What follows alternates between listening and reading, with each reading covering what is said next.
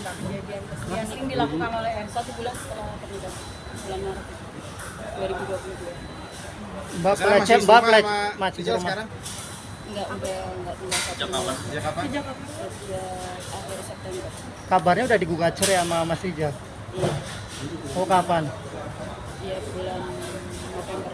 Bulan November. Apa alasannya dia gugat Mbak Sarah? Saya nggak tahu. Mbak berarti apa kekerasan seksual menyimpang Rizal Iya, minta dari belakang mungkin atau apa? saya nggak bisa menjelaskan lebih lanjut, jadi saya laporkan ke pengacara saya. Mungkin ada yang diceritakan oleh Mbak Sarah ke Abang dalam arti sering rutinitas yang dilakukan itu berapa kali atau seperti apa mungkin yang sampai akhirnya tangan ditendang, dipukul. Oke, baik.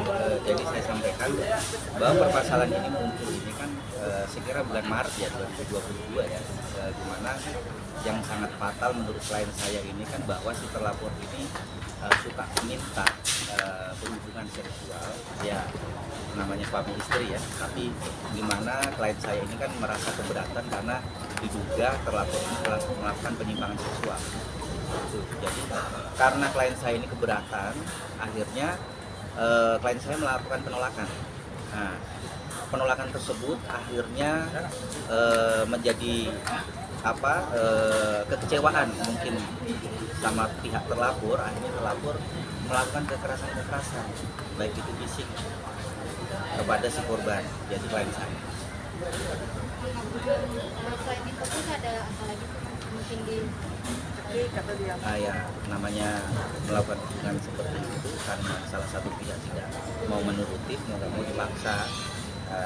Menurut keterangan klien saya sendiri pun pada saat itu dia dipaksa, didorong, terus ditarik, bahkan dipukul, terus tangan sama kakinya juga ditahan, terus mengakibatkan luka-luka lebam.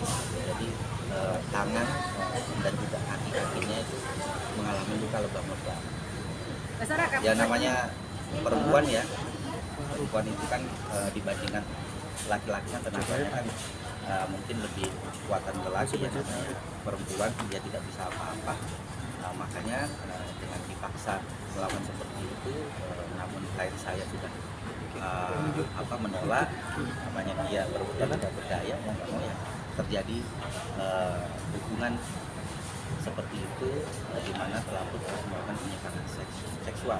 Dan setelah terjadi hubungan tersebut, seksual tersebut, akhirnya namanya klien saya mengalami kesakitan ya, akhirnya klien saya berobat di rumah sakit swasta. Mbak Dan Sarah, hasil rekam medisnya juga ada. Mbak Sarah, Pada saat ada verbal, mungkin ada kata-kata yang kasar atau jorok yang dilontarkan oleh RG sendiri terhadap Mbak Sarah gitu. Kalau marah, Ya kalau mengenai kekerasan verbal sih sempat itu di depan orang tuanya ya. Dia melontarin kata-kata daerah intim. Dan itu ya nggak etis lah buat saya sebutin di sini. Itu yang buat mental saya jadi down gitu.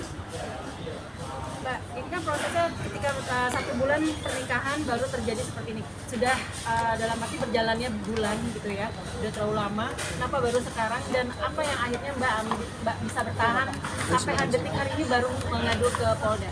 Karena ya perlakuan dia yang nggak adil gitu. Jadi sebelum saya keluar dari rumah itu kan dia ngusir saya ya, dan ngusir orang tua saya juga. Itu yang buat saya benar-benar saya harus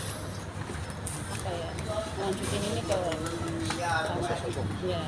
Tapi ada ancaman sendiri nggak sih Mbak terhadap Mbak dari RG? Sering Seperti apa Mbak?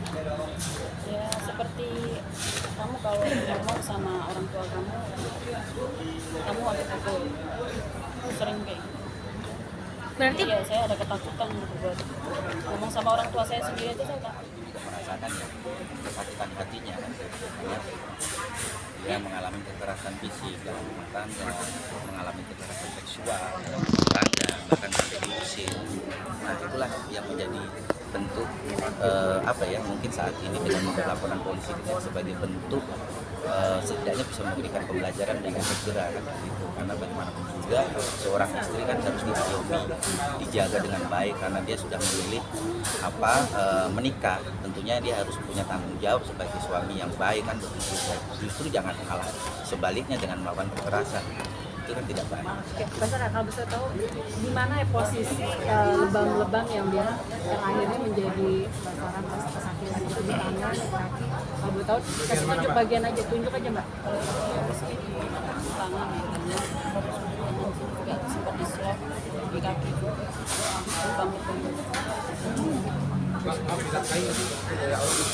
Diberi kasih nafas nggak sih Mbak? Ketika akhirnya 2 minggu baru ketahuan semua watak-wataknya kerja itu terlihat.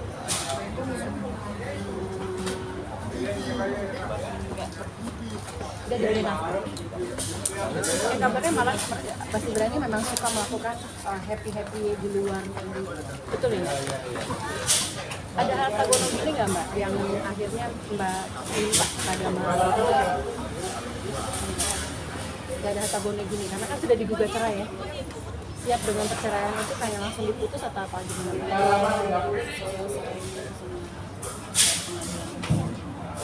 Mungkin bisa mengatakan sendiri, Mbak, ini itu pertanyaan nggak sih sekiranya kasih uang jajan atau keperluan Rumah tangga. seperti itu?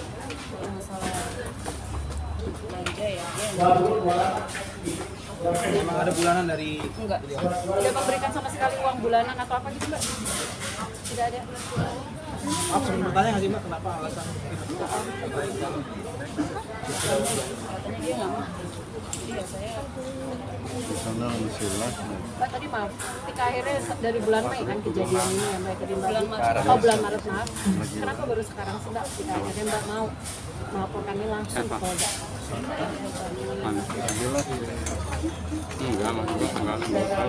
Ya intinya sih sebagai haknya ya, sebagai haknya bagaimanapun juga klien saya ini kan ingin agar supaya dia mendapatkan keadilan tentunya kan atas perlakuan si terlaku. Ya mungkin kemarin kenapa dia tidak berani speak up, tidak berani langsung melaporkan polisi, tentunya sebagai perempuan biasa dia kan akan berpikir kalau misalkan sampai dia berani speak up tentunya kan nanti jadi nggak nyaman dan juga nggak aman gitu kan. Jadi safety tentunya buat diri pribadinya klien saya. Mbak, sebelumnya harapannya apa sih setelah mungkin melakukan pelaporan ini? Harapan biar nggak ada korban-korban saya. Ya, intinya sih dengan adanya laporan polisi ini bisa memberikan pelajaran dan bisa memberikan efek jerah. Tentunya tidak hanya terlapor saja, tapi buat suami-suami di seluruh negara Indonesia.